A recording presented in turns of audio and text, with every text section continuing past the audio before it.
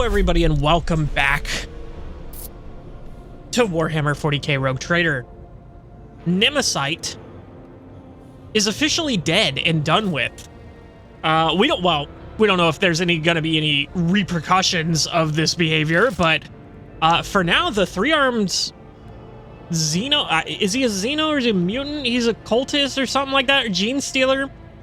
I don't freaking know, dude.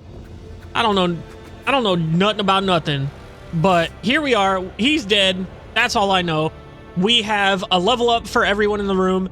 We have the new confessor to talk to, and then we go back to the bridge where we talk to Cabela, because she has to ponder Nemesis' demise, apparently.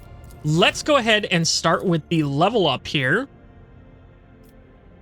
So we can go ahead and do Fellowship, which is at 80. Pretty good. Intelligence, not really necessary. Well, ironically. Perception, not necessary. Willpower, not necessary. Ballistic skills, kind of necessary. Weapon skill, definitely not necessary. Toughness, a little bit necessary. So Fellowship is at 80 for this. Or it would be at 80. It's at 75, I believe, right? Currently, it is at 75. Yeah. So if we do... We want to go to Archetype? Yeah. So if we take this, it would be 80. Which kind of makes me want to, because... Well, our ballistic skill being at 55... kind of not good, honestly.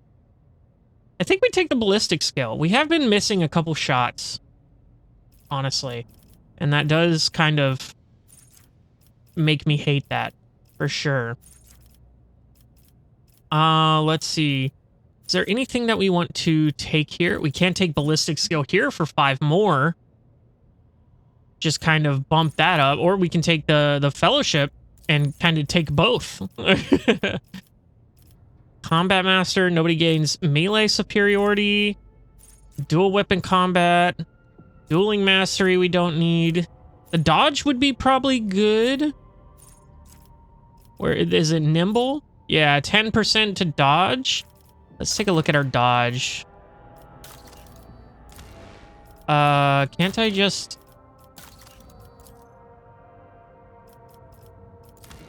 Okay, I have to cancel it out. Anyway. I wish there was a way to look at our current skills without leaving that. But our current dodge is 65%, which is done by agility, which is really low. Our parry's actually not that far behind. So maybe we take the ballistic skill and the dodge. Swift movements, gain 2 more. Let's see. Shield, I don't care about. Power weapon. Plasma weapon. Power armor efficiency. Oh, I have to take... Okay. Maybe we just take the dodge. If we're not taking the dodge, what are we taking? Health? Not really needed. Can take the ballistic skill. Just get double ballistic skill is pretty good. Let's take a look at these here. All under 40%. Don't need that. No other character in the party currently has the same archetype as this character. The first archetype ability used in combat costs 1 less AP. So not able to do that, I don't think. Maybe the Grand Strategist is our archetype now and not the officer, because Cassie is also an officer. Or not an officer. Yeah, an officer, right? God damn it. Yeah, an officer. That's what I thought. Okay. Gain 10% critical hit, 10% armor against Xenos and demonic creatures. Ready to serve. An Imperial World character is affected by an ally's non-damaging ability or affects an ally with such an ability. Their resolve is increased by 3 for one round.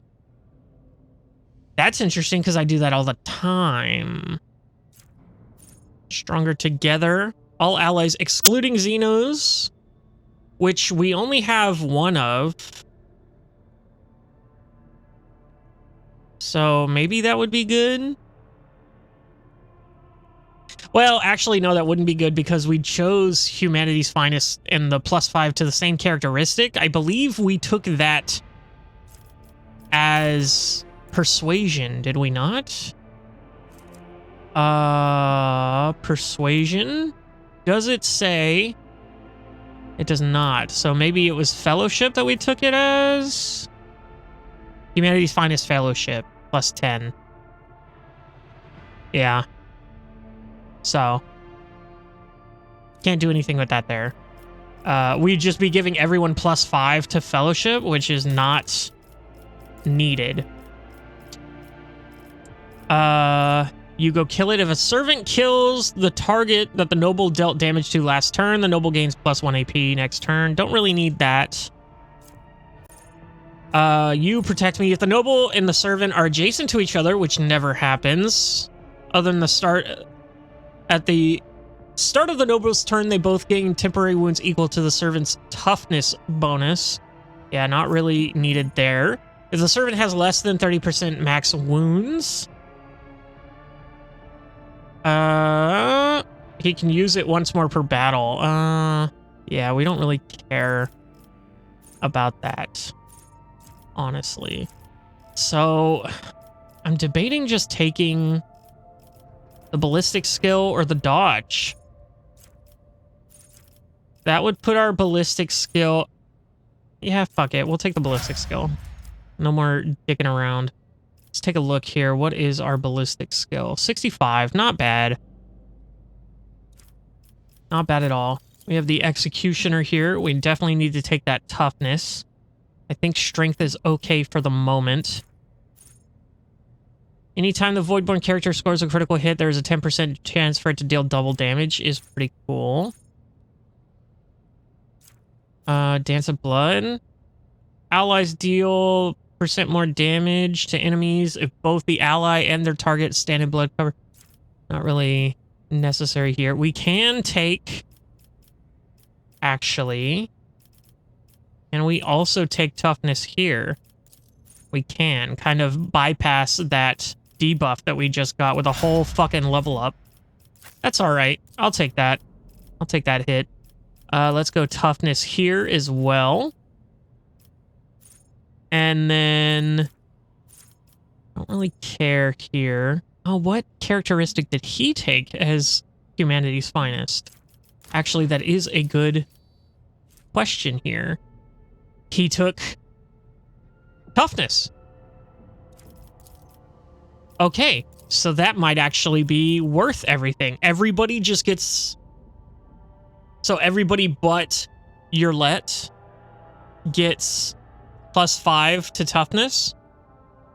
That's pretty good, honestly. I think I'll take it. Bounty Hunter here, ballistic skill. Why can I not take that? Uh-oh. It says it's checked off. So it's like I'm already taking it? Or I already took it before? I don't understand. Perception, agility, strength, willpower. I guess we go agility for the dodge. Don't really need perception. Strength and willpower we don't really need. Well, we need willpower for sure, but I think we take agility for the dodge here. Oh, and then what did she take, actually? Now that I'm fucking thinking about it. She take toughness, or did she take... what's her highest? Ballistic skill? No, she didn't take that there. Base value, toughness. She took agility. So giving everyone +5 agility. That would get her dodge pretty up there. That'd be giving everyone dodge, essentially.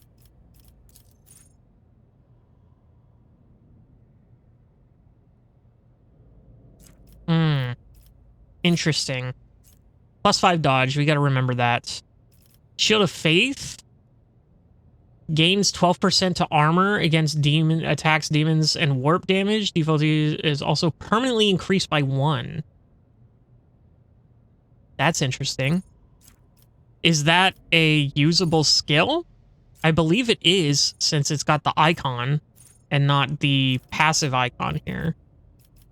Let's see what else can we do here. Bolt Weapon Expert is pretty good. Bolt weapon attacks gain 10% armor penetration. Is pretty good. I want something for shotguns. Is there anything for shotguns?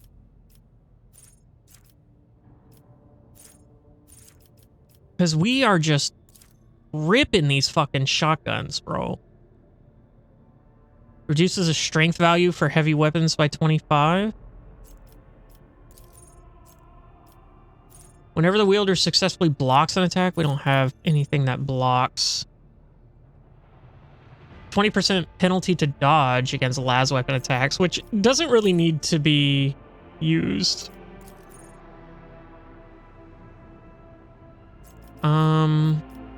Plasma weapon proficiency. So we can use plasma weapons. What is considered a power weapon? Maybe we just take the solid projectile? What is considered a power weapon? Hold on. We're gonna go here. We're gonna go hit I. Yeah. What is the shotgun considered? So it's a 2-hand range weapon light, solid projectile. Adeptus Astartes equipment. Must not have features. Adeptus Astartes equipment, Drukhari equipment, or Aldari equipment.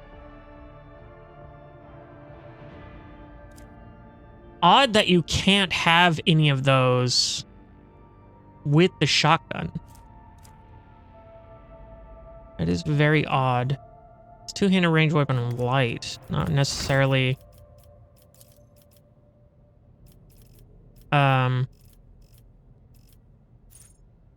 We can't just go ballistic skill again, but that's really for hit chance. That's not really for damage. Can't go solid projectile weapon. Just +2 to minimum damage, but what does the shotgun do minimum damage wise? Oh my god. Keep fucking this up.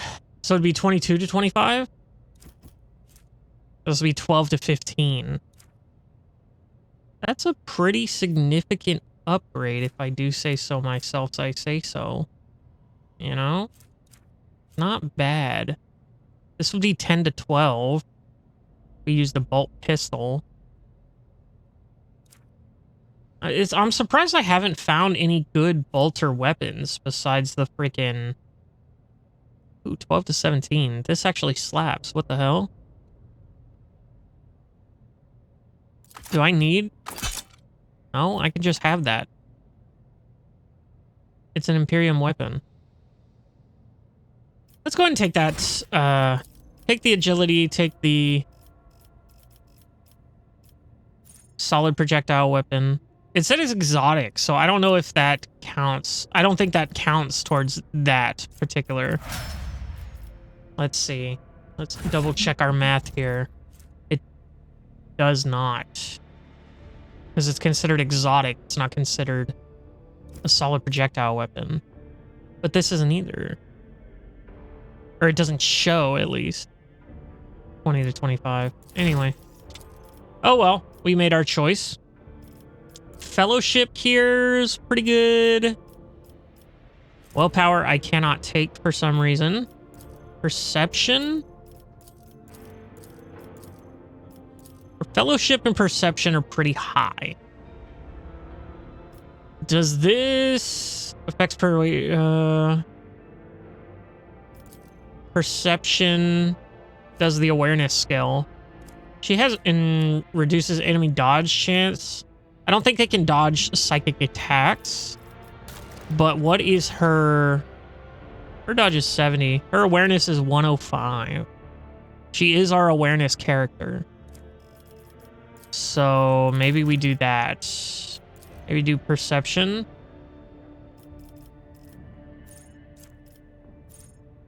Enemies damaged by the navigator suffer 11% additional damage from any source of warp damage. Okay, so that doesn't actually help us. The navigator starts all turns, including extra turns, with 3 additional movement points. First ally targeted by the navigator with a single target ability. Each turn gains the same amount of additional movement points at the start of their next turn. That's interesting. Opens the warp. 10% or negative 10 to resistance tests. Perception is higher than their agility. Their dodge is calculated using perception instead. Her perception is higher than her agility, right? Her perception is 60. Her agility is 30. That's actually a massive buff, I think.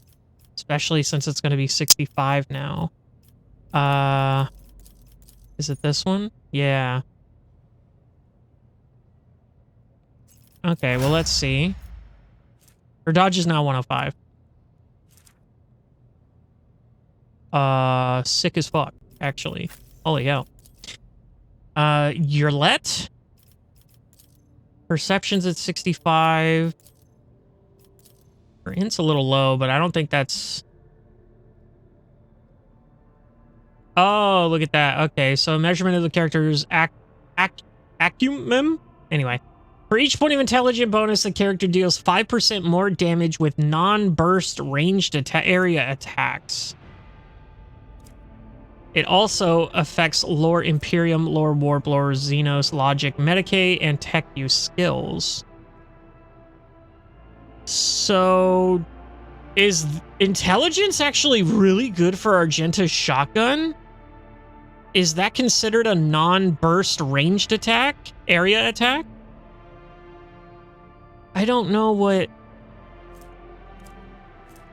Burst. Making a burst attack allows you to perform several strikes or fire several shots, a number equal to the strike count or fire rate parameter. Yeah, so it would be good for Argenta because it's non-burst. Damn. Well, would have liked to known that, but oh well. I guess we take the perception, or maybe we take the agility for the dodge. It improves her initiative, too. I didn't even think about that. Yeah, let's take the agility. Drukhari equipment. I don't know if we have any Drukhari equipment that we want to use. Penetrating sight. In my sights now gains additional armor penetration equal to perception. Dodge reduction equal to ballistic skill. Is her perception really good? Her perception is 60. And I might be able to actually bump that up. So let's take the perception instead. Let's take the penetrating sight. So she has that extra armor hit. I think that's a solid level up. Only took us 20 fucking minutes. I am so sorry. Anyway, everybody, let's talk to the Confessor. Never mind. What a anticlimactic chat. So, everyone's good. I'm at your service. Sorry. Victory awaits. Didn't mean to just click on you, brother man. Let's go back to the Void Ship Bridge. We're going to go ahead and talk to Cabela, because she has something to say. Maybe. Hopefully. Hopefully it doesn't take 50 hours to get it out of her. But I'm down if it does. Fuck it. She's over here, I think. Yep. I hate that little symbol. Heed, Nemo. Our blessed Domin honors us with a visit. Who the fuck The is one Nemo? who delivered this ark from the curse of your existence. Oh, it literally says who is Nemo. Is she talking to her nemesis? Nemesite? The malformed skull in Cabela's hands has been polished to pale sheen. Its empty eye sockets pose a question that can only be answered in death. Oh my god, she took his skull and is talking to him? How's your wound? Pain has no power over my body. Fair. A single shot cannot break me. Fair. And yet, before, whenever I found myself caught between unlife and undeath, I always remained calm. My mind was ever a vessel of humility and resolve. But when I saw Nemesite pull that trigger, I suddenly realized. Oh, she's in love with me. Oh. The Undying One's hand was close, and its touch was cold. I thought that I might depart for the other side before my service here had ended. I was angry at him, and then I turned that anger upon myself. Truly, none are faultless before him. Damn. And for the first time in years, I felt pain. It disturbed me.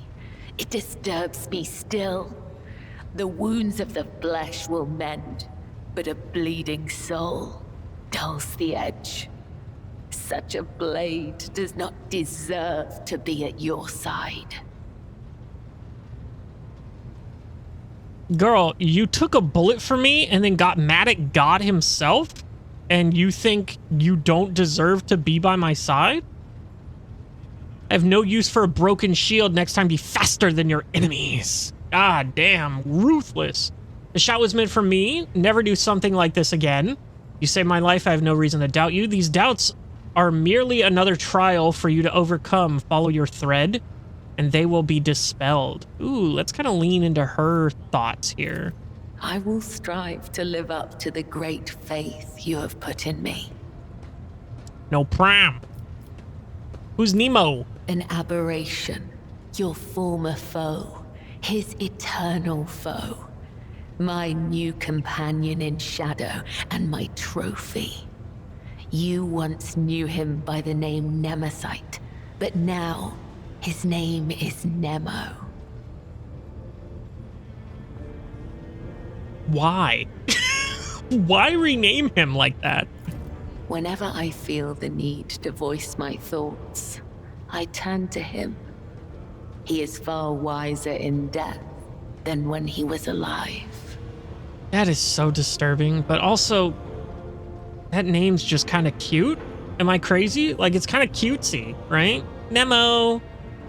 Nemo the skull. What do you want to talk about? For years, I have been honing my body and spirit through sacred rituals. I have ushered hundreds of souls to the other side. The hunt for Nemesite was not my first. Yet, after my enemy fell, for the first time ever, I felt empty. And that emptiness only grew heavier under the weight of the question that formed in my mind during that hunt. I wonder how much of this would still be here if she hadn't have taken that bullet. If I had shot him first, if she hadn't have taken that bullet, you know? She probably still would have had this moment of self-reflection, but... I prayed. I longed for his guidance to put my mind at rest. But in my self-pity, I showed weakness in the eyes of the Undying One. And so, my only answer was silence. I must therefore ask you this agonizing question, Domin. Tell me, what is the purpose of the blood-spun web? Oh shit, she's losing it, chat. Holy. She's questioning her entire existence at this point. Does this have anything to do with our earlier conversation about the resemblance to Nemesis? You were the scourge of the renegades. You deliver his vengeance in the name of the righteous. You serve the undying emperor, let you also serve his faithful. You are the givers of his peace. You are my servants, my weapons. You serve the dynasty. All you are is a sect of the deadliest, most terrifying zealots on this ship. I cannot be the judge of that. Does this have anything to do with our prior conversation? Please, just answer me. Okay, fair. Fair enough.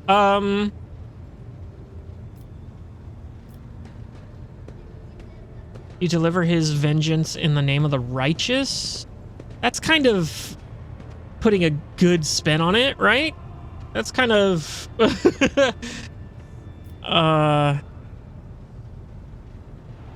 You also serve his faithful. These two are all, like... These two are so alike, these answers. I can't even distinguish them.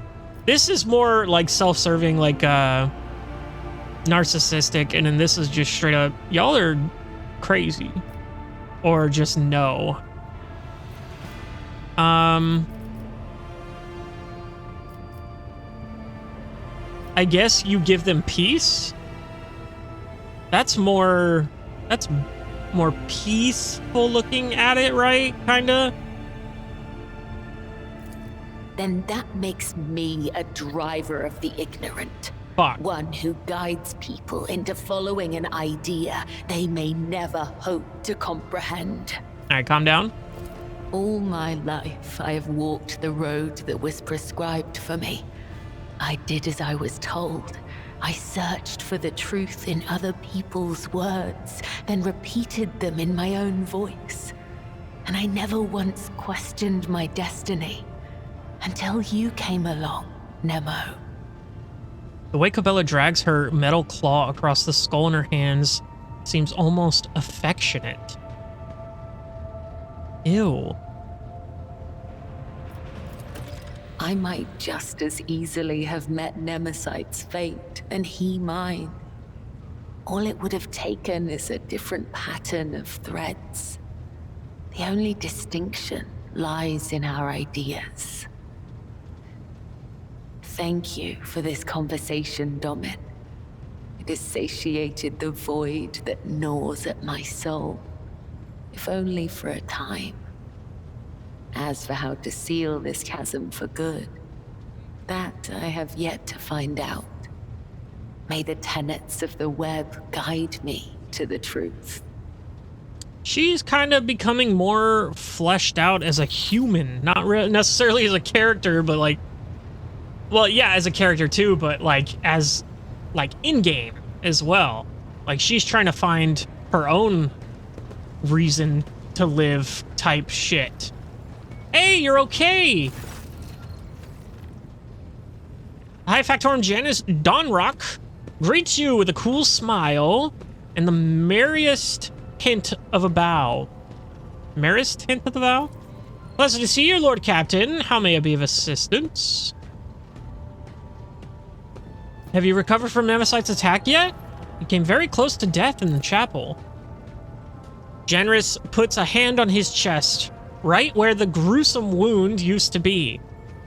The Churigans spent hours fighting for my life, and I have to say, they are earning their keep. They promise to leave a heroic-looking scar, although admittedly I much prefer a callus from an autoquill. Calluses from an autoquill. Okay.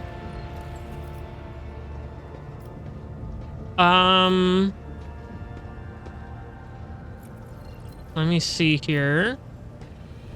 I would like to order... Yeah, okay. This is exactly what I wanted to do. So I have Opticon here, almost at level 9, almost at level 10. Let's go ahead and see. Ooh, Will to Live. A Force Sword. Sick. And a Precise Las Gun. 11 to 12. I don't know if that's better than the one that Argenta has. What is our profit factor right now? 38. I see it now. So let's go ahead and see what kind of reputation we can get. Select tradable. Let's trade. Hey, we got level 11 off that. Sick as fuck. We got the targeting visor. Shit, hold on. Shit, hold on. I want to read that. Increases the wearer's chance to hit targets at a range of 10 or further by 20%. It's Aldari equipped. Ooh, interesting. Interesting. Go ahead and go back. And see who else here. We have the Fellowship of the Void. Go ahead and select tradable. Didn't unlock anything there. Discount -5. Oh, profit factor -5. Oh, because they like me so much. That's right. Because Rizza. My boys will fetch you anything your heart desires. The Rizla. You know what I'm saying? You have pretty good stuff. Oh, Vladdam. That's right. Let's go ahead and select tradable there. Not much to be said there. And then we go here. Select tradable here. That's quite a bit. We got to level 1 there, so we got some shit here. Military Ceramite Void Ship Plating. Can be equipped. Oh. The one we have is plasteel plates, whereas this is ceramite. I don't know what that is, but negating 5 points of damage on each side. So we definitely want to install that. Okay, a repulsor shield provides 70 points of protection, whereas this provides 80. This amount is doubled against kinetic attacks. Ooh, cool. We got a better one there, and then we got a dry phone pattern torpedo tubes, plasma. Capable of firing 5 plasma torpedoes with 19 damage warheads. We'll take it. Don't know how much we'll use it, but we'll take it. And then you. What did you want? Nothing. We don't have anything you want. Is his face fucked up? Is he like Two-Face? I can't even tell. Anyway, that's enough trading for today. We are going to go ahead and go to the Void Ship here and look at the stuff that we have. What is this? Oh yeah, we can upgrade the hull. Or we can upgrade the ram. We have never used the ram once, surprisingly. There's the torpedo. Here is the shields. So that gave us quite a beefy boost here. And then here is the armor. Oh, look at that. I don't know why the armor plating. Oh, is that because we need to repair? Hull repair? No, it just is 5 on that portion. Oh, so 5 on the back, 6 on the sides, and 6 on the front. The 5 on the back. I see the little line now. That's so hard to see. It's so hard to read, too. So we have maneuverability 3, speed 12, damage reduction of 0. Oh, damage reduction ram. And a damage bonus ram. Okay, so that's probably what we get from this. Increases rain damage and reduces damage suffered when ramming another void ship. Okay. And wait, we have 2 of these. Do we have none of those? Yeah, we don't have any secondary arsenals, it says. We have a maintenance deck. Increases the flagship's hull integrity by 10. Interesting. We do have these torpedoes if we wanted to replace something on the prow. Go ahead and take a look here. We've got the prow battery, short-range prow mounted micro cannons. And then we have the lance weapon. I think we're fine with our build for now. Development. Oh, I didn't realize the ship had its own thing. That's right. That's how we get that. Okay. Speediest reload. Reloads all macro cannons that were fired during the acceleration phase. Focused efforts allows the use of both abilities of one selected post for one turn. New heading. While moving, the flagship may make its next turn at 90 degrees instead of the usual 45. Reinforced shields. Chosen sector of the flagship's void shields is reinforced until it suffers damage. The reinforced sector has an increased chance of absorbing enemy attacks and losing only half of its strength when absorbing damage. Using this ability removes any previous reinforcements. Cooldown 1 to 3 rounds. Ooh, that's pretty good, honestly. Shadow jump. Flagship makes a shallow warp jump in a forward direction, range 5 cells. So we can just jump 5 cells. Shield pulse. Overloads the enemy shields, redistributing them with the weakest side facing the flagship. Oh. If the enemy has a hollow field, it loses several of its charges. Pulse can also negatively impact other Xenos technology. The overload expands 25 of the flagship's shields. Ooh, that's not good, actually. Ooh, we have a strafe. Straight up thrusters for a short distance on the side. Vulnerability scan. Flagship's augers scan the enemy ship and highlights its weak points. All damage dealt to a weak point is increased by 30%. Only one weak point can be highlighted at a time. I think we take the reinforced shields. That's a pretty good oh shit button, I think. Oh, and we can have 2, actually. So let's take the shield pulse. No, because 25% of the flagship's shield. I don't know if I want that. Or do we want the shallow jump? For 5 range? I think that's all right. Let me take that. And let's go ahead and look at our posts. So we do have 1 here, the swing run, torpedo control. Reinforced shields here with Pascal. Warp channeler. Why do I have no one on the channeler? Adira, what are you doing, girl? Oh, and look at this. Oh, look at this. Interesting. We can upgrade them. Actually, it's the only one we can upgrade. Already upgraded. So what did that do?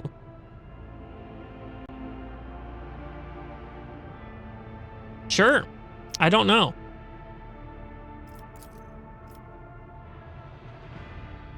Okay. Everyone's still in the correct positions, right? Yeah, it seems. Of course, I'm gonna have the fucking... Oh. Okay, cool. All right, interesting. Oh. Leveling up the ship. Uh-huh. Okay. I guess we hadn't done it before. Your ship has received a new level. You can open up the Void Ship Management screen from the panel on the right by pressing V. On the Development tab, you can improve the abilities and upgrades you've already have, or choose new ones. Okay, cool. Well, to the Coronis Expanse. Hello, Abelard. You're looking snazzy. Okay. Chart new shit. I totally forgot that we went here. But we also have it open to Kiva Gamma now. So probably after this, that's going to be our next shot here, is Kiva Gamma. Ooh, we got some unknown ships here. And we got some... Oh, a space battle. And we got a Hulk. And we got 3 planets. And that cool neutron star, it seems. A violent battle is unfolding before the rogue trader's eyes. Patrol ships from the Chorda fleet are tearing apart 2 small Eldari vessels. Oh shit. Once they are finished with them, the void ship gives chase after the 3rd already damaged vessel, clearly with the intention of destroying it as well. Oh no, this is what we need. Seeing the last ship's impending death, Yurlet calls out to the Lord Captain, her voice trembling slightly. Only the rogue trader's intervention can save her kin from the massacre. Send out a message to Incendia Chorda's fleet, ordering them to stop the battle. The Voxmaster relays the Lord Captain's demand to stop the battle and soon returns with a reply. According to the Chorda ships, this group of Xenos are malicious criminals. They are guilty of raiding the system's planets and robbing merchant vessels. Incendia Chorda's void ships are intent on performing their duty before the Emperor and exterminating the Xenos. Shit.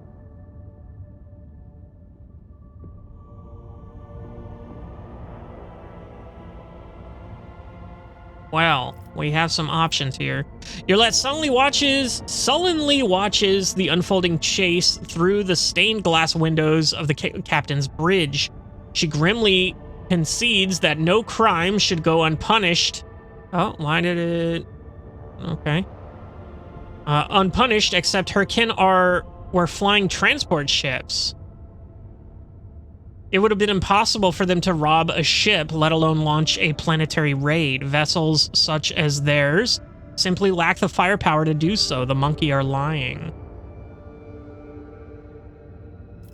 So we can analyze the intact Xeno ship. We can demand Chorda's warship cease fire immediately and retreat, or ask Chorda's patrol to proof that the Xeno's transgressions. Let's analyze the stuff here. Despite the presence of some weaponry, the Xeno ships is more likely meant for transporting cargo or the Xenos themselves rather than direct combat. Yeah, we knew that. So let's go ahead and demand that they stop. Unwilling to engage in open battle against the flagship of a foreign dynasty, the patrol reluctantly leaves its prey and retreats to the edge of the system. Meanwhile, the wounded Xeno ship is rapidly distancing itself from the recent battlefield, attempting to hide in the shadows of the nearest world. Every attempt to contact it is met with frustration, and the Voxmaster reports that the vessel is in deplorable condition. Who knows how much more the Xeno technology can endure before the irreparable happens. The Eldari are too scared and resentful of the monkey for the recent deaths of their kin to answer incoming hails.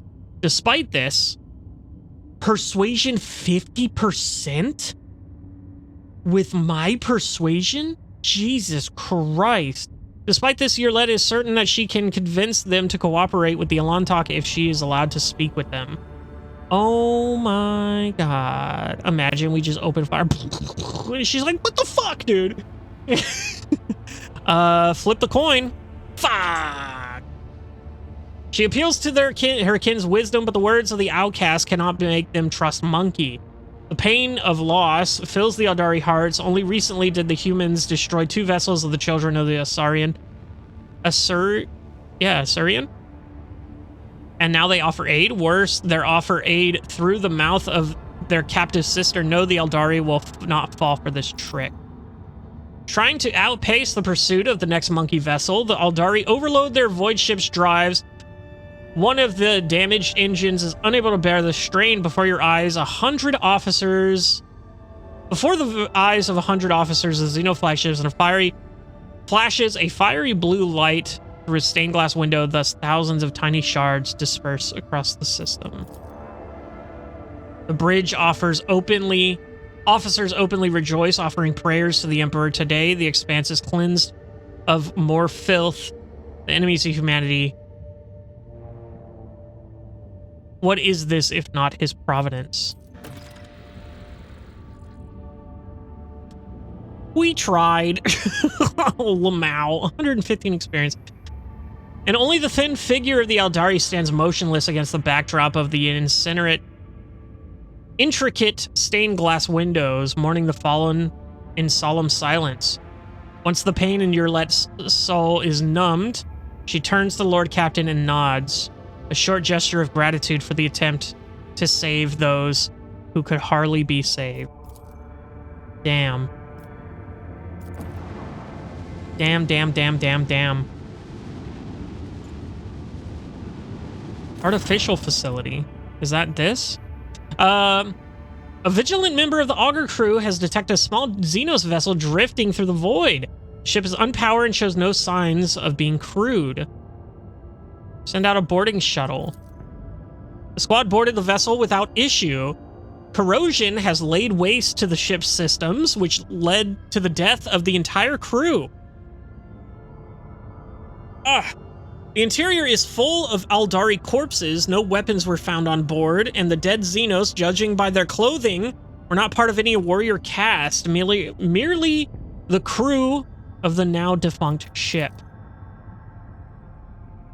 The Xenos Yurlet claims to have recognized the symbols on the dead Eldari's clothes. They were civilian refugees from craft world Kudarak. Epic. Epic, epic, epic, epic, epic. Nothing there. Sick. Excuse me? By the arduous labor and unbreakable spirit of his faithful servants fuels hundreds of Imperial worlds. Their entire lives are an example of true service to humanity. What the fuck are you talking about?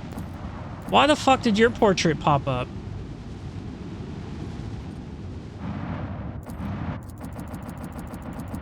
I'm just fucking shaking everyone in the show. Ah! Anyway. Lord Captain, what the fuck are you doing? Oh, here we go. The mirror. This planet is devoid even of the most primitive forms of life. However, the crew has made quite a strange discovery. A mirror laying right in the center of a huge crater. A completely ordinary mirror in a frame, by all appearances. In pristine condition. That is so sketch.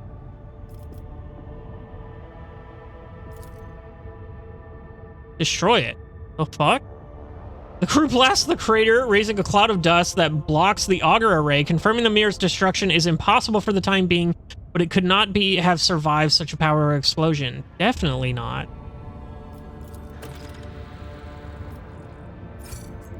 Okay.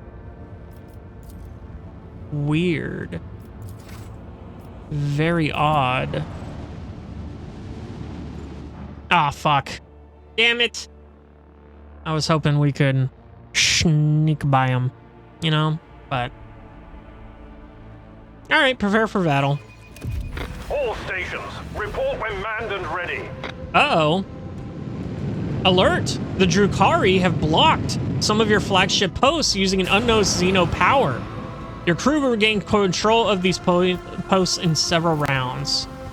Okay. It was the two I do not use. Sick nasty. Well, this one I kind of use. No, never mind. I don't use that at all. No, never mind. I'm an idiot. It's this one.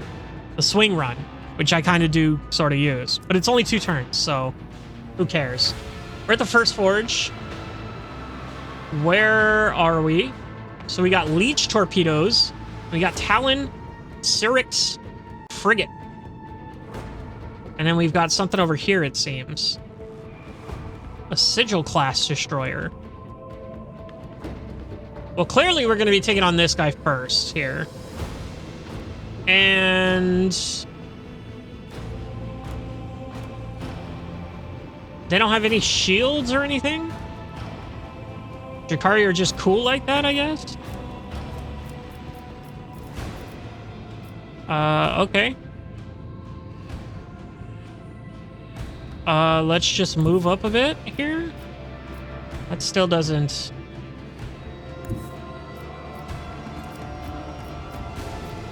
Yeah, we're not able to do anything here. Maybe we can swing this way, touch them up a bit. No, we can't even do that. God, they are like perfectly out of our fucking line here. God damn, brother. Okay, finally we can hit him there. We can hit him with that, we can hit him with that, and we can hit him with that. Okay, so we got these three that it seems we can hit him with. So let's go ahead and hit him with this first. 72%. This one's going down.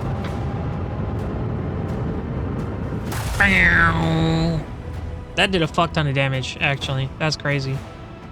Then we got this. Leave the hole. Do.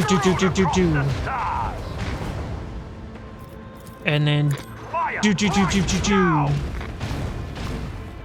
And then we're gonna go this way. And then can we hit him with this? We can. Onward. I don't really care about these torpedoes. They're not gonna be able to swing around this fast, I think. So we're chilling here.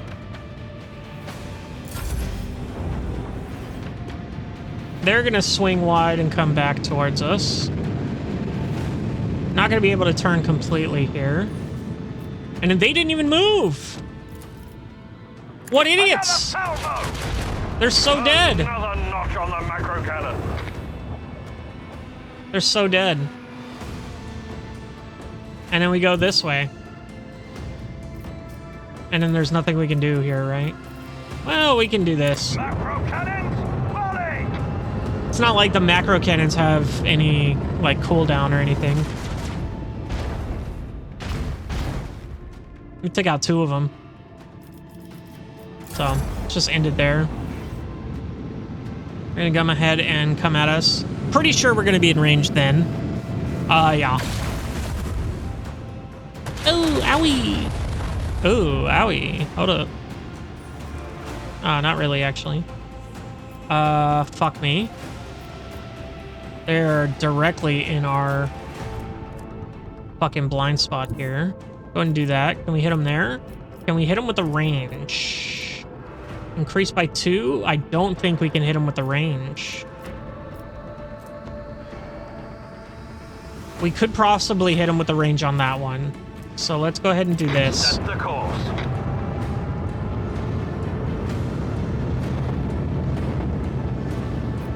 Yeah, they're just out of range there, but we can hit them with this one. Leave the hull strewn across the stars. Nice. That put fire on their ship. Internal fires. 2 of them. Sick as fuck.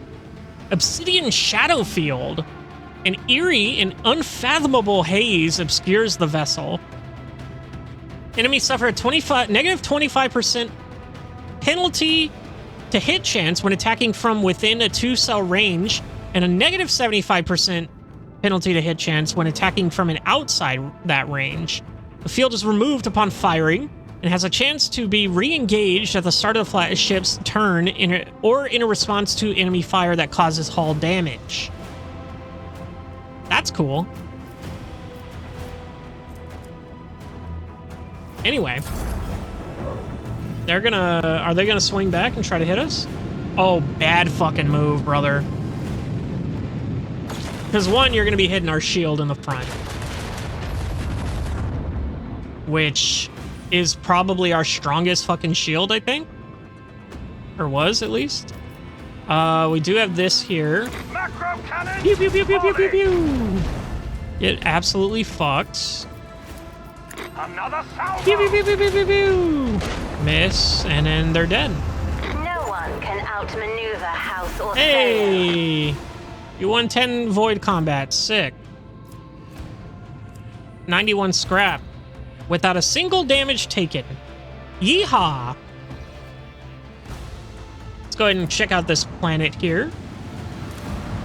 Oh, that's an interesting shape, ain't it? Planetoid. We don't have any plasteel to put down. We don't have a resource extractor. Okay. Baroness expands here. Back to the map. And we head...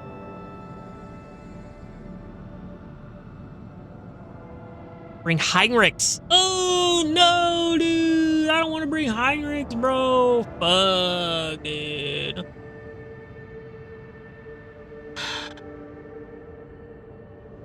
Question is, do we take Heinrichs over Cabela or Abelard? I think we do Heinrichs over Abelard. Because Heinrichs does have that...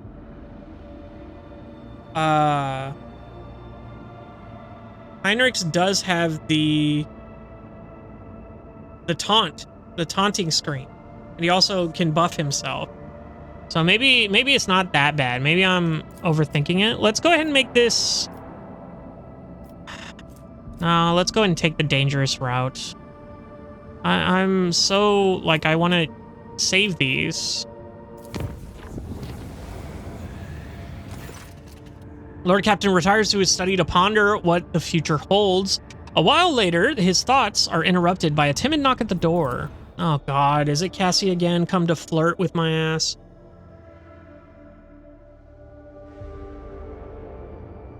Hopefully it's someone else. Hopefully it's a sexy Xenos. Oh no, who's this?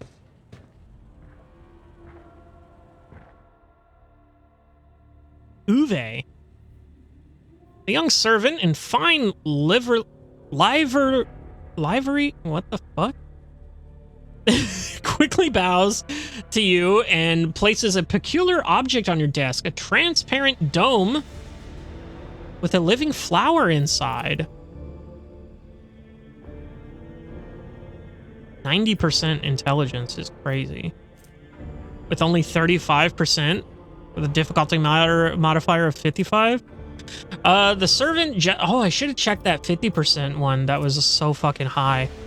The servant gestures at the flower the Voxcaster built into his respirate... Oh, it is Cassia's fucking... It's servant. That's right. He was... His voice was ripped out, but I gave it back to him. Built into his respiratory system, lets out a crackle of static. I was instructed to deliver this gift to the Lord Captain only.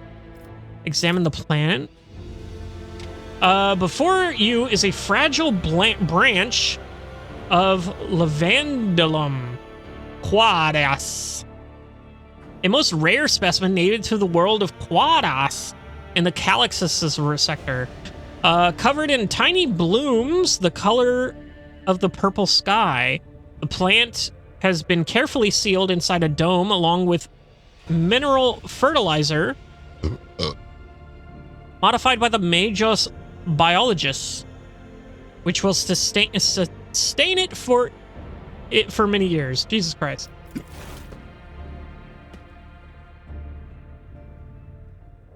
Okay. Imperium test failed. Not good. I don't know if... I don't know what this flower means. It could mean friendship. It could mean please anal. I don't know. Imperium Lord has failed. What the sender of such an unusual gift meant to achieve with it remains unclear. High Factum Janus Donrock should be able to assist you with the expert in articles of such rarity. In the meantime, the Vox Master could look into the sender's intentions by listening in on the personal communication channels of the ship's officers. Have my people spy on her? That's a little much. I think we're just gonna ask. Link my account. I forgot about that. Let's see here. Go back to the Void Bridge and talk to Janris. What's up, fucker? Please tell me about this fucking flower. I received an unusual gift of living flower sealed in a crystal dome. Does it mean anything to you? Oh, your lordship, if this is what I think it is. Janris ponderously rests his arm on his bulging stomach. I once came across a volume of ancient aristocratic rituals in the family library. I think I recall something called an immortalium, a term for an ancient custom of the nobility, an eternal flower that can exist for centuries in the vastness of space. May I inquire, who sent it to you? I have a fucking guess, dude. I'm not fully certain, but I can make an educated guess. I was hoping you would be the one to make sense of this. No, you may not. Tell me what it means right now. I'm not fully certain, but I can make an educated guess. Generous nods. Lady Cassia must have brought the flower from Urek 5 with her personal belongings and kept it this whole time. Hardly anyone else aboard this vessel would be powerful enough to acquire such an exotic artifact. Aside from you, of course. The appearance of an immortalium in the life of two noble personages is a very special ritual meant to wordlessly invoke the true intentions of both parties. Every gesture, act, glance, and statement carries profound meaning, replete with subtext. The very act of gifting an immortalium can be interpreted as a sign of favor, uncertainty of intentions, budding friendship, or even a request to keep a polite distance. Sometimes it is all those things at once. How am I supposed to understand? Dude, a girl gave me the flower. What do I do? I don't know what this means. I just imagine Wilbur just like, fucking, bro, you gotta fucking help me out, dude. She gave me a flower. I don't know what the fuck is going on. And what am I supposed to do with all this? I care little for stupid games. This conversation never happened. How do I to understand the meaning of this flower? He shrugs. Don't know, dog. This is the entire point of the ritual, your lordship. How confident are you? What emotions bind you and your partner in this elaborate game? What does your inner voice tell you? Only you can decide how to interpret these events, and only you can deal with the consequences. And what am I supposed to do with all this? Make your move. Do you wish to reject the gift, ostentatiously ignore the gesture, or accept it on your own terms? According to noble etiquette, the reciprocal gift must display equal effort and emotion, and it must be delivered through a third party, just like the immortalium itself. I know what gift I should give Cassia. Truth be told, I know little of gifts. Do you have any ideas? The gift will not be necessary. Few things are as elegant as the ability to convey one's feelings in a personal conversation. Or I care little for stupid games. Do you have any ideas? Okay. He shrugs guiltily. I suppose you could discreetly ask Lady Navigator about her preference in personal conversation. Let me see. Send a chest of treasures from distant worlds. Find the most exquisite perfume in the Calyx sector. Provide the Sanctum Navis with a singular superior library. Send an embroidery loom. Ladies like that sort of thing. That's a crazy answer. I have changed my mind. Expressing my gratitude in personal conversation will be enough. Oh, let's give her the library. I don't know if I'm actually, like, starting a romance with this bitch. Because I kind of don't want to. I kind of want to fuck that alien if I'm being for real. Your will be done, your lordship. Give me some time and I will make sure your order is carried out to the letter. Epic. Alright. Anyway. Well, I was certainly right in assuming that that was a dangerous path that we took. The warp certainly triggered a dangerous event, for sure. Uncharted system. Let's go ahead and take a look here. I don't think we're going to land just yet, so we're just going to take a little peek-see. Fuck me. Lord Captain, according to telemetry, we are in the system of Kiva Gamma, the main industrial world of the Von Valancius dynasty. However, your astropathics reports that attempts to contact Governor Gaprock have been unsuccessful. But wait, there's more! The Voxmaster is silent for a few seconds. Lord Captain, a new report. Kiva Gamma is sending a request to exchange data. Should we accept it? Accept the transmission. As you command, Lord Captain. Voxmaster switches to a nearby comm channel to relay your instructions to the crew. For several minutes, nothing happens. Suddenly, a deafening screech erupts from the bridge's Vox system. You hear violent tirades of garbled binary code like a low chuckles of machinery. Lord Captain, interference detected in the compartment's Vox system. Looks like the bridge is cut off of the rest of the void ship. Well, shit. Here we go. Holy fuck. Okay. All right. So, start of picked recording. The void ship's bridge. Sounds of working cogitators and officers' footsteps. The everyday scene is interrupted by an ear-splitting beeping sound followed by lumens going out. In the dim glow of candles and emergency lights, one of the officers in frame cries out. Another falls to her knees, clutching her head. Over the beeping of Voxes, shouts can just be heard. What's going on? The doors are locked. We've lost contact with all compartments. Shit. I should not have accepted that.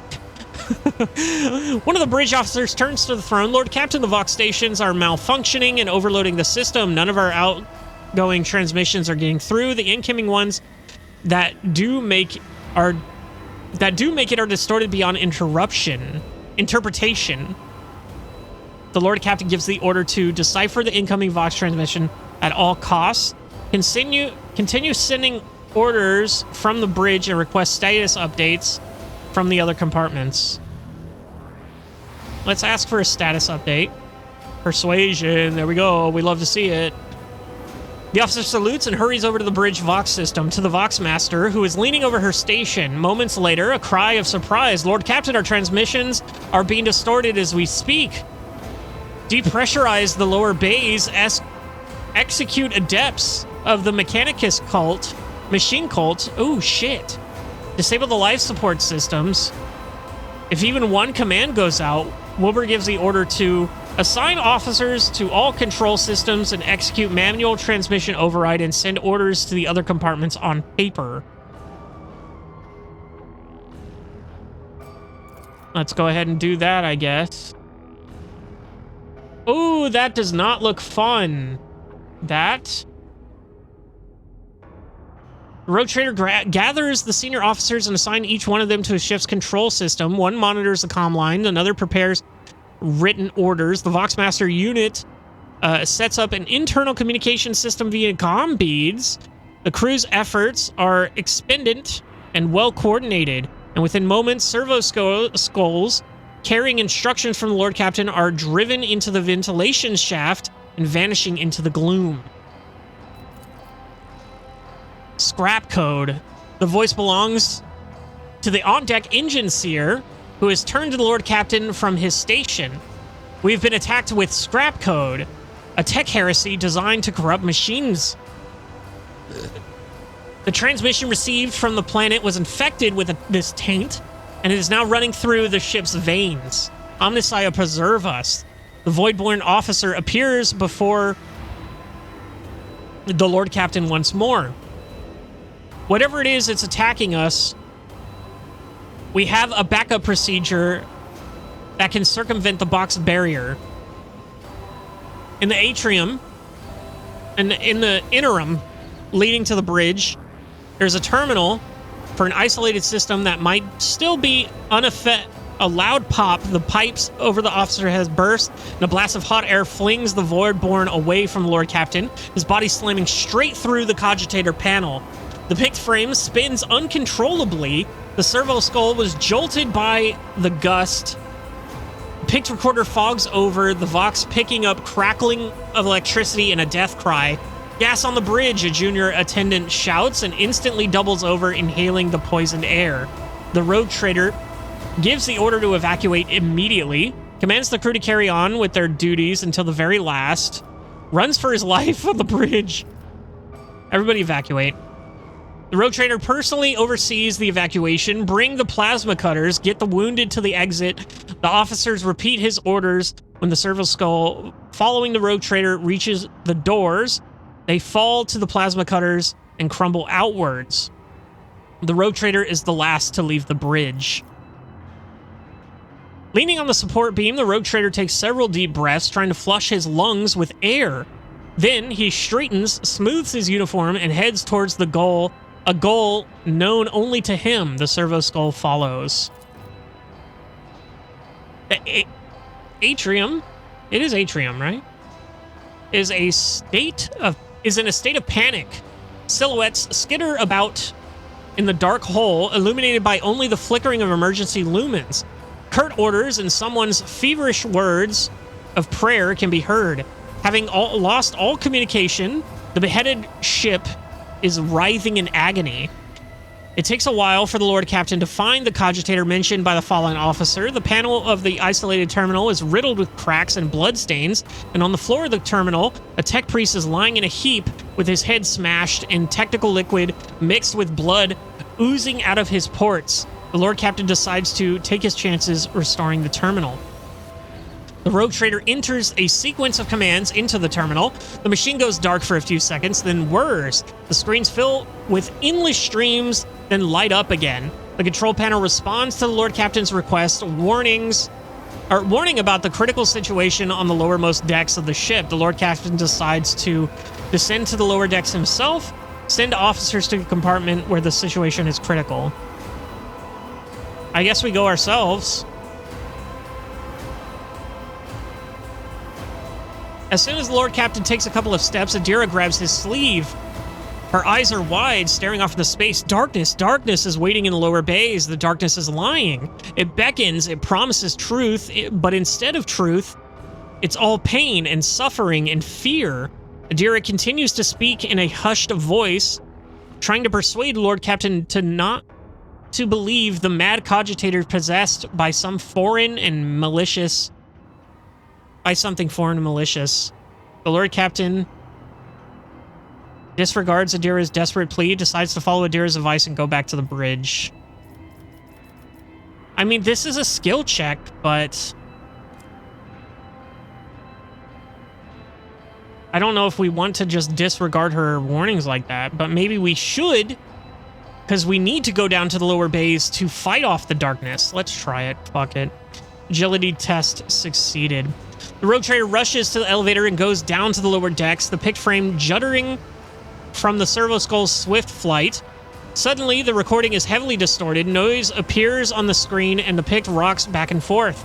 The device hits a protruding beam and the picture shatters into a dozen small pieces. The rogue trader jumps to the side, dodging an attack from a worker servitor.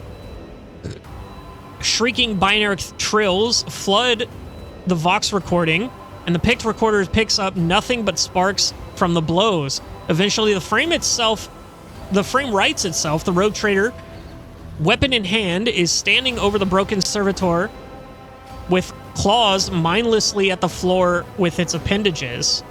The Lord Captain glances down the dark passageway, seemingly coming to a realization, and turns back. The long journey to the lower decks has turned out to be a trap set by the system that has gone haywire and a pointless waste of precious time. Fuck. Turn to the bridge. Shit. I should have listened to Adira. Never again am I gonna fucking trust the goddamn metagame with the fucking skill checks. The walk to the bridge is uneventful. The crisis has passed, although the wounded and crippled, the ship nonetheless is returning to its normal operation. Life on the bridge is as bustling as ever, even though people are surrounded by destruction. The senior officers have the situation under control, and the people have been organized. The emergency crew have already finished repairing the pipes, and the technomats are setting up the cogitators and consoles, and the healers are bagging up what few corpses there are and examining the wounded. By the comm station, the rogue trader runs into the Voxmaster. Praise the Emperor, you're in one piece, Lord Captain.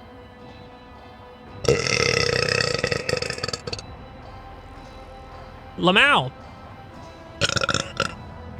Still Lamau. The situation on board is satisfactory. I was just in the middle of setting up comms channels. Soon all the Voxcasters will be fully operational. Another man appears in the picked frame, a junior officer completely out of breath, carrying a heap of scrolls. The Voxmaster nods at him. Here are the reports, Lord Captain. If you find yourself able to return to your station, I can immediately give you a rundown of the state of affairs on the ship. End of picked recording. Lord Captain, the Voxmaster's voice is quivering with exhaustion. The situation has been brought under control, more or less. It will take some time to eliminate the consequences of the attack completely, but the vessel is capable of motion. We may even be able to conduct a warp jump if you feel we should leave the system. Allow me to bring you up to date.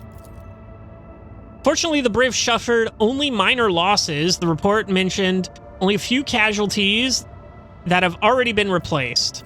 Jesus Christ. Kiva Gamma went silent after transmitting the harmful signal. I will refrain from sending inquiries to the industrial world to avoid a second attack.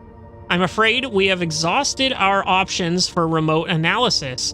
More information can only be obtained by closing the distance and or even sending an away party to the planet's surface, which we're gonna hold. The Vox clicks and as Heinrichs joins the channel. The time has come to remind you about our agreement, Wilbur. I must be present in your entourage during your expedition to Kiva Gamma. I am counting on your cooperation. The crew is awaiting further instructions, Lord Captain. All right, unknown ships is crazy, actually. We're gonna go ahead and explore the rest of the solar system. We're just gonna scan these planets and see what's up. Nothing there. Epic. Love that for us. And we've got this planetoid, I'm assuming. No, it's an Atell. Ooh, sorry. What the fuck is that? Just not explored. Epic. All right. So we've got this here. Unforeseen event. Points of interest detected. And then we've got Kiva Gamma, where we have to deal with the disrupted shipments. We have to bring Heinrichs there, and we have to make planetfall. And we have unknown ships. So, that's not what I meant to do. Fuck. Fuck. We're gonna go back in. We're just gonna zoom out to zoom in. We're gonna go ahead and go back to the bridge, which is here. Everything should be back to normal. That was a teensy bit of a fuck up on my end. Not gonna lie. Oopsie whoopsie. But we actually did level up. That's crazy. Already? We're already level 25? That's insane, bro. Jesus Christ. All right, well, we're only taking one thing. And this is for our actual class here. Crossfire zone, diversion zone, enduring zone, personal zone. Point of interest, redeployment is pretty good. Critical zone. Using a stratagem on the back line. Area grants allies 8% increase in critical hit chance against enemies they are protected by cover from. What was the good one? Allies gain the ability to reposition the combat Texas area they are currently in at the cost of 1 AP. Not really needed. All allies in the rear area are healed by medkits for 15 plus more, gain the same amount of temporary wounds. Medkits used by allies in the rear area cost -1 AP. That might actually be kind of good for us, honestly. We were kind of... That Nemesis fight kind of had a couple of people using medkits and using AP, 2 AP for those medkits, and then I can move the rear around, you know. That's not a problem. These are all using a stratagem. I don't find myself using stratagems a lot. Maybe I should. Maybe I'm sleeping on that really hardcore. I just move around too much with my people. They're just all over the place, you know?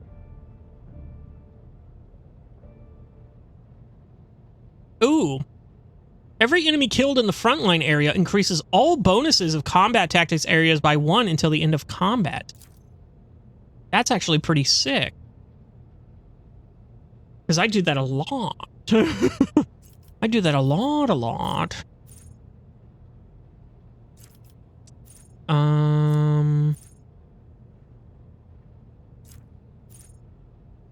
At the start of combat, random unknown stratagem can be used, but for 0 AP. Enemies in the same combat tactics area with the grand strategist suffer -8 penalty to dodge and parry, which hopefully we don't need. All combat tactical bonuses are increased by 5% in the area that was not... if the area was not moved for 2 rounds. Allies including the Grand Strategist in the same contact area with the Grand Strategist gain +4 perception and agility. So that's kind of cool. Just straight up +4 to perception and agility. So that's reduces enemy dodge chance. So basically hit chance and dodge chance. And initiative. Well, initiative doesn't matter because it's the first roll. So the initiative would already be set, essentially.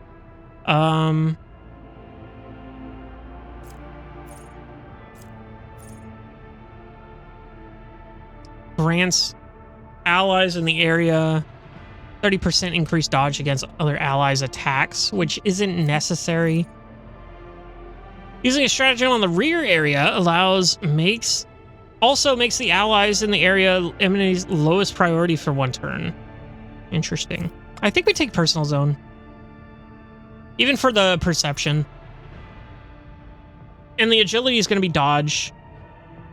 Dodge and hit chance are pretty good. I think we take that. For now, I think we're going to leave everyone else's level up for next time. And then I think we're going to also level up Heinrich's before we do anything else here and make sure that he actually... let's go to his inventory here because he is... yeah, using a shitty pistol. And he has shit armor and shit helmet and just dog water bullshit, dude. Holy shit. And he just has grenades for days. Okay, well...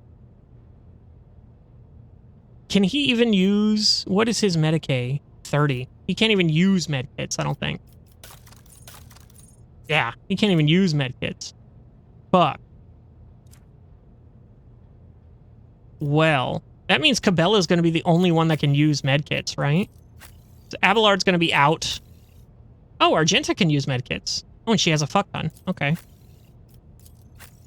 Oh, and Yurlet can use medkits. Never mind. We actually have very few people who can't use medkits. Myself and Cassia. I think are the only 2 that can't use medkits, actually, now that I think about it. That's hilarious. 4 to 8 damage is crazy. Do we have anything better for her? I don't know. We'll check it out next time. We'll do an inventory check. We'll do a level up at the beginning of next mission here, and we're going to be taking on Kiva Gamma. Very cool, very interesting stuff. Look at Wilbur. He's so snazzy with his bone armor and his sniper rifle. Insane. But we're going to go ahead and call it there for today. Kiva Gamma's up next. We're going to be doing some inventory management first and foremost, but we're going to definitely start that quest. I'll see you in the next one.